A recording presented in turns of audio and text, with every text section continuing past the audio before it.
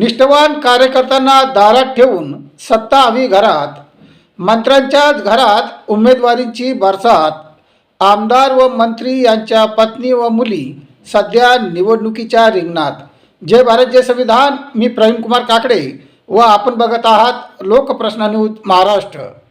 राज्यात सध्या निवडणुकीचे वारे वाहत असताना निष्ठावान कार्यकर्त्यांना डावलून या कार्यकर्त्यांना दारातच ठेवत राज्यातील काही आमदार व मंत्र्यांनी आपापल्या पत्नी व मुलींना उमेदवारी दिल्याचे चित्र बघायला मिळत आहे। जामनेरमधून गिरीश महाजन यांच्या पत्नी साधना महाजन यांना नगराध्यक्षपदाची उमेदवारी। भुसावळमधून मंत्री संजय सावकार यांच्या पत्नी रजनी सावकारे रिंगणात आहे। पुसदमधून राज्यमंत्री इंद्रनील नाईकांच्या पत्नी मोहिनी नाईक नगराध्यक्षपदासाठी रिंगणात आहे। चाळीसगावचे आमदार मंगेश चव्हाण यांच्या पत्नी प्रतिभा चव्हाण यांना उमेदवारी आहे। पाचोऱ्याचे आमदार किशोर पाटील यांच्या पत्नी सुनीता पाटील नगराध्यक्षपदासाठी रिंगणात आहे। बुलढाण्यात शिंदेसेनेचे आमदार संजय गायकवाड यांच्या पत्नी पूजा गायकवाड मैदानात आहेत। तर संगमनेरमध्ये आमदार सत्यजित तांबेंच्या पत्नी मैथिली तांबे ही निवडणुकीच्या मैदानात आहे। एवढंच नाही तर घरात मंत्रीपद असतानाही अशोक उईके, आकाश फुंडकर, जयकुमार रावल यांच्यासह 33 नेत्यांनाही नगर परिषद आणि नगरपालिकेची हाव सुटलेली नाही। या नेत्यांनी आई, मुलगी, भाऊ, पत्नी, बहीण यांना उमेदवारी दिली।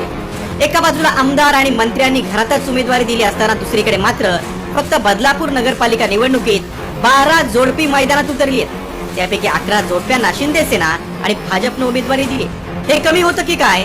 शिंदे सेनेनं तर एकाच कुटुंबातील 6 जणांना उमेदवारी दिली।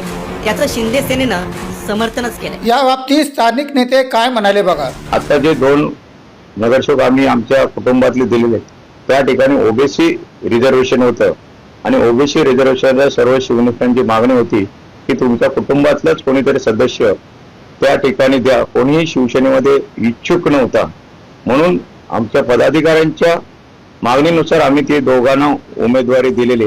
परंतु हे जरी सत्य असले तरीही खर तर देशातील सत्तेची केंद्र असलेल्या 149 कुटुंबापैकी महाराष्ट्रात 23 कुटुंबात आमदारकी आणि खासदारकी ही दोन्ही पदं आहेत।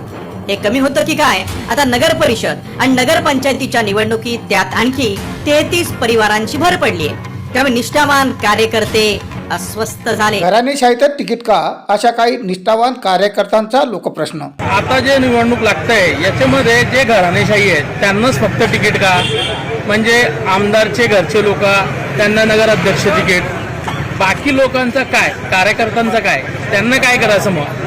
का फक्त याचा प्रचार करायचा, त्यांचे बॅनर उचलायचे आणि घरी जायचं? किती दिवस निष्ठावान कार्यकर्ते हे सहन करतील? कार्यकर्ता घरादारावर तुळशीपत्र ठेवून नेत्यांना आमदारकी खासदारकी मिळावी म्हणून धावपळ करतो।